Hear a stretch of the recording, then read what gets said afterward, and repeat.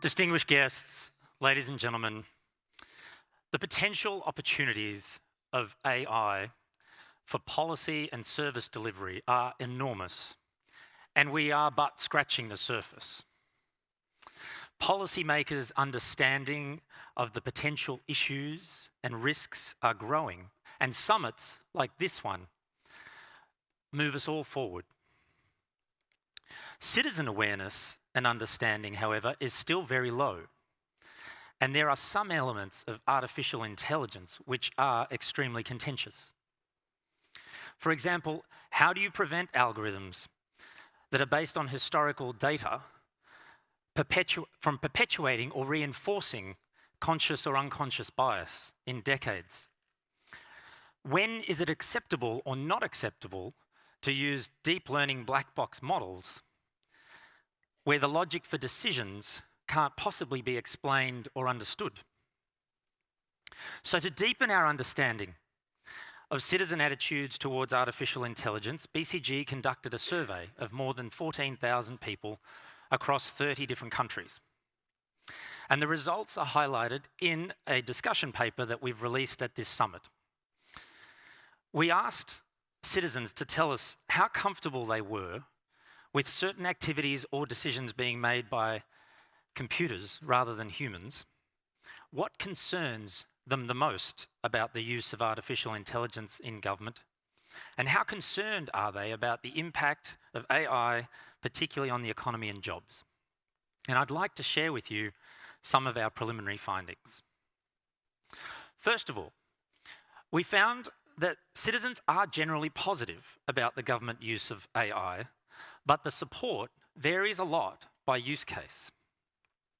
So across the 13 different use cases that we asked them about, all of them had a positive net perception, except those relating to the justice system.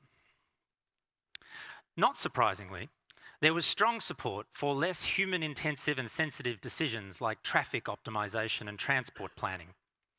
They were very supportive of using AI for predictive maintenance for things like buses and trains and infrastructure. And they found customer service channels like virtual assistants and avatars also very acceptable. There was slightly less support for the use of AI in core government decision-making in things like tax and welfare administration and visa processing. But where there was clear opposition was the use of AI in things like justice. 51% of respondents disagreed with using AI to determine innocent or guilt in a criminal trial, and 46% disagree with its use in making parole decisions. None of that is terribly surprising. There's clearly still a high degree of complexity, ambiguity, and human judgment. Overall, support for AI in government is only really moderate, and more than 1 in 5 people don't know or are neutral. It suggests a lack of indifference, or perhaps a lack of awareness, and that clearly creates a role for government to do more to educate and communicate the public about the potential use cases and trade-offs. In many cases, citizens are probably not even aware that their governments are already using AI to augment or automate some of these activities and decisions. The demographic patterns and responses tend to mirror general attitudes towards technology. So millennials and urban dwellers, not surprisingly, are more supportive, whereas older age groups and those in more rural and remote areas are less supportive. That too points to some of the work that governments might need to do to bring the whole population along on the journey.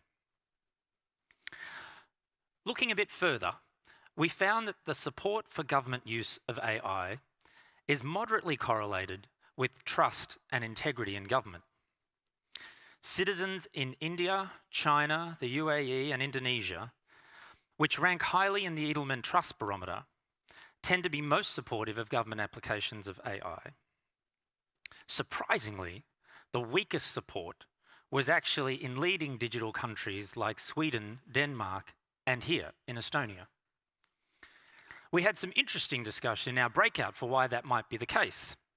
And one interpretation could be that these countries, having engaged their citizens digitally, may have populations that are already mature and understand some of the risks and challenges, and that might explain some of the lack of support. Either way, this is what people are telling us. So our job here is to try and understand and bring them along on the journey and address their concerns so that we can take advantage of the opportunities that AI presents. Another interpretation could be, and we also found that less developed economies and countries where there are higher reported levels of corruption also tend to be more supportive of AI. And this could be interpreted as citizens having a preference for machine decision-making where there is less confidence in human decision-making of the bureaucracy or transparency and integrity is low. Clearly, we need to understand more. One of the other messages that came through strongly was resolving the moral and ethical implications. 1/3 of citizens expressed concerns that significant moral and ethical issues have not yet been resolved. 1 in 4 are concerned about the potential bias or potential for discrimination in decision making. And there are other concerns about the perceived lack of transparency and the accuracy of the results. There is significant anxiety, justified or unjustified, about the potential automation impact and the impact of AI on jobs and the future of work. When asked about the implications, 3 out of 5 citizens express significant concerns about the availability of work in the future. More than half of them believe that the government needs to regulate AI to protect jobs. Respondents were more or less evenly divided between agreeing or disagreeing on whether their country's tax, welfare, and education systems are doing enough to adequately prepare them for a future AI world.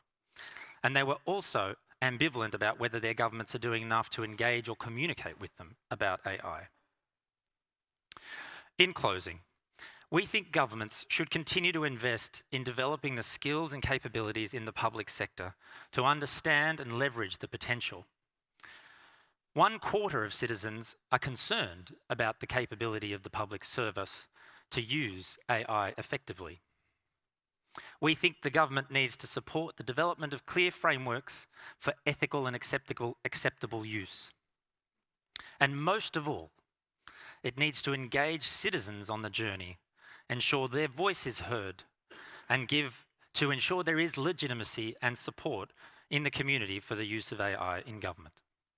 Thank you very much.